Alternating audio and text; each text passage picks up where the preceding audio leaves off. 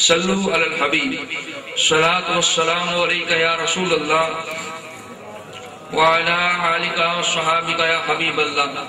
میں سر کا طالب نہیں ہوں کہ آپ سر لگا کے پڑھیں، محبت کے ساتھ پڑھیں۔ آقا علیہ الصلوۃ والسلام نے ارشاد فرمایا جو بندہ محبت کے ساتھ مجھ پر درود و سلام بھیجتا ہے اس کا درود میں خود سماعت فرماتا ہوں، لہٰذا محبت کے ساتھ صلو علی الحبیب والصلاۃ والسلام علیک یا رسول اللہ وعلی آلک وصحابک یا حبیب اللہ، صلاۃ والسلام علیک یا نبی اللہ وعلی آلک وصحابک یا نور اللہ، الصلاۃ والسلام علیک یا رحمۃ للعالمین وعلی آلک وصحابک یا خاتم النبیین۔ الحمدللہ یہ اللہ تبارک و تعالیٰ کا احسان عظیم ہے کہ اس رب کائنات نے ہمیں یہ توفیق عطا فرمائی کہ ہم اس کے محبوب کے ذکر کی محفل سجا کر بیٹھے ہیں۔ یہ کوئی معمولی محفل نہیں ہے، جو آگے محفل بڑھے گی اس کی عظمت کا احساس آپ کو ہوتا چلا جائے گا۔ آئیے اس بابرکت محفل کا آغاز تلاوت قرآن مجید فرقان حمید سے کرتے ہیں۔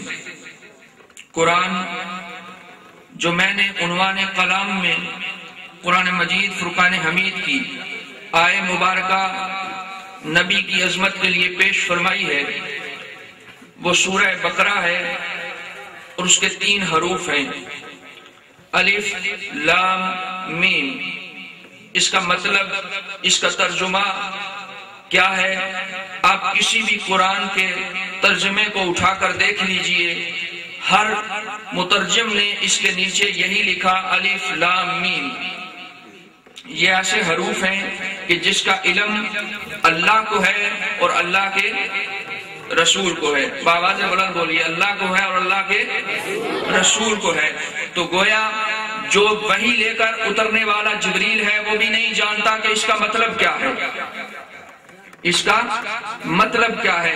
تو حاضرین محفل، جو میں آپ کو دعوت فکر دینے جا رہا ہوں، اللہ کے رسول صلی اللہ تعالیٰ علیہ وسلم کی عظمت کا راز جو ان 3 حروف کے اندر پنہا ہے وہ یہ ہے کہ جس نبی سے قرآن کا غیب نہیں چھپ سکا، جس نبی سے قرآن کا غیب نہیں چھپ سکا، کوئی دنیا کا علامہ، کوئی بڑے سے بڑا مفتی، کوئی بڑے سے بڑا پیر، کوئی بڑے سے بڑا جو ہے وہ اللہ تبارک و تعالیٰ کا برگزیدہ بندہ، وہ نہیں بتا سکتا کہ قرآن مجید فرقان حمید کے ان حروف کا مطلب کیا ہے، اللہ کا مقصود کیا ہے۔ مقصود الہی کو، راز الہی کو اگر جاننے والی اس کائنات ارضی کے اوپر کوئی شخصیت ہے تو اس کا نام محمد مصطفیٰ ہے۔ تو جو قرآن کے غیب سے، جس سے قرآن کا غیب نہ چھپ سکا، اس سے دنیا کا غیب کیسے چھپ سکتا ہے؟ اس یقین کے ساتھ کہ اللہ کے محبوب جانتے ہیں کہ آج اس ڈھوک منور میں اس کے عشاق میلاد کی محفل سجا کر بیٹھے ہیں، آئیے اس محبت کے ساتھ قرآن کو سماعت کرتے ہیں۔ کہ اللہ کے رسول نے ارشاد فرمایا یہ قرآن جب پڑھا جاتا ہے لوگوں کے ایمان جو ہے اس کو جلا ملتی ہے۔ یہ وہ قرآن ہے کہ جس کے بارے میں رومی کشمیر نے کہا زیرہ زبرہ شدہ مدہ سب شان نبی وچ آئیاں آما لوکاں خبر نہ گائی کہ ہاسا رمزہ پائیاں۔ یہ وہ قرآن ہے کہ جس کے بارے میں آج یہ وہی قرآن ہے، یہ دعوت فکر ہے۔ اس پلیٹ فارم سے یہ دعوت فکر ہے تحریک منہاج القرآن کی طرف سے۔ وہ دعوت فکر کیا ہے کہ لوگوں، اللہ نے قرآن اس لیے نازل نہیں کیا کہ یہ قرآن گھروں کی چھتیوں پہ پڑا رہے، مسجد کی الماریوں میں پڑا رہے۔ یہ قرآن زبان حال سے فریاد کرتا ہے، اور وہ فریاد کیا ہے کہ تاکوں پہ سجایا جاتا ہوں، آنکھوں سے لگایا جاتا ہوں، تعویذ بنایا جاتا ہوں، دو دھو کے پلایا جاتا ہوں، جزدان و حریر و ریشم کے اور پھول ستارے چاندی کے۔ پھر عطر کی بارش ہوتی ہے، پھر عطر کی بارش ہوتی ہے، خوشبو میں بسایا جاتا ہوں۔ جس طرح سے طوطا مینا کو کچھ بول سکھائے جاتے ہیں، اس طرح پڑھایا جاتا ہوں، اس طرح سکھایا جاتا ہوں۔ جب قول و قسم لینے کے لیے تکرار کی نوبت آتی ہے، پھر میری ضرورت پڑتی ہے، ہاتھوں پہ اٹھایا جاتا ہوں۔ نیکی پہ بدی کا غلبہ ہے، نیکی پہ بدی کا غلبہ ہے، سچائی سے بڑھ کر دھوکہ ہے۔ ایک بار ہنسایا جاتا ہوں، 100 بار رلایا جاتا ہوں۔ یہ مجھ مجھ سے عقیدت کے دعوے، قانون پہ راضی غیروں کے، یوں بھی مجھے رسوا کرتے ہیں، ایسے بھی ستایا جاتا ہوں، کس بزم میں مجھ کو بھار نہیں، کس عرس میں میری دھوم نہیں، میں پھر بھی اکیلا رہتا ہوں، مجھ سا بھی کوئی مظلوم نہیں۔ دوستو، یہ قرآن ہم سے فریاد کرتا ہے، آؤ اس راستے کی طرف جو قرآن کا منہاج ہے، جس کو منہاج القرآن کہتے ہیں، جو قرآن کا رستہ ہے، اس راستے کی طرف آؤ۔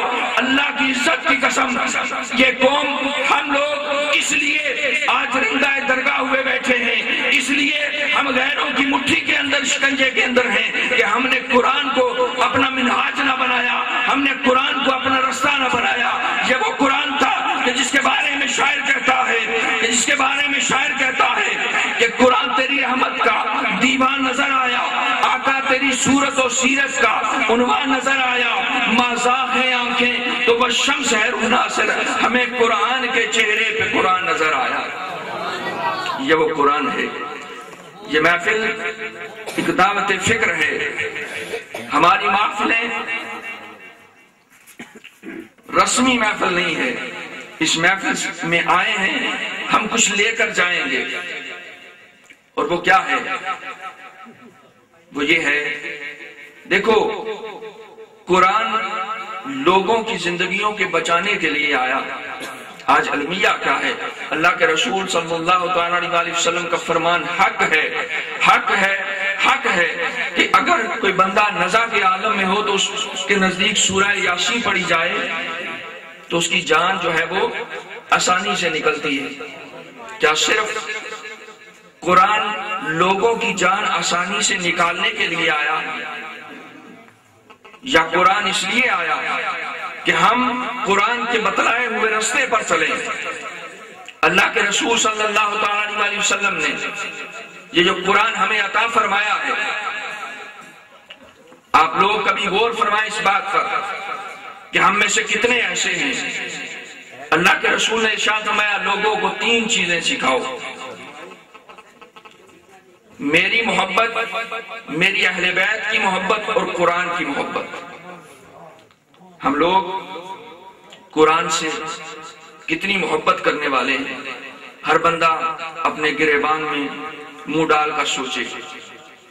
اللہ کے رسول صلی اللہ علیہ وسلم کا فرمان عالی شان ہے، قرآن بروز قیامت اللہ کی بارگاہ میں سفارشی بن کر آئے گا۔ جو قرآن کے حفاظ ہیں ان کے والدین کو اللہ تبارک و تعالی تاج پہنائے گا، اور جو قرآن نہیں پڑھتے یا اس کے پڑھنے کا حق ادا نہیں کرتے، فرمایا قرآن شکایت کرے گا۔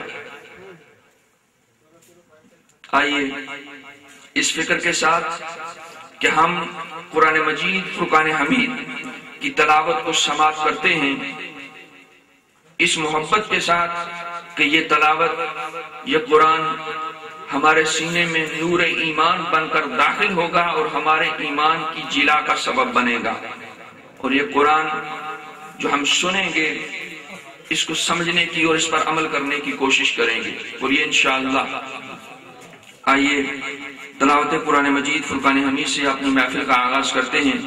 ملتمس ہوں جناب محترم عزت مآب قاری عتیق الرحمن صاحب سے کہ وہ تشریف لائیں اور قرآن مجید فرقان حمید کی تلاوت سے آج کی اس بابرکت محفل کا آغاز فرمائیں۔ نعرہ تکبیر۔ ایسے نہیں، یوں محسوس ہو کہ یہاں تماشائی نہیں بیٹھے، مدینہ کی تمنائی بیٹھے، مدینہ کی تمنا لیے بیٹھے۔ نعرہ تکبیر، نعرہ رسالت، نعرہ حیدری، نعرہ غوثیہ۔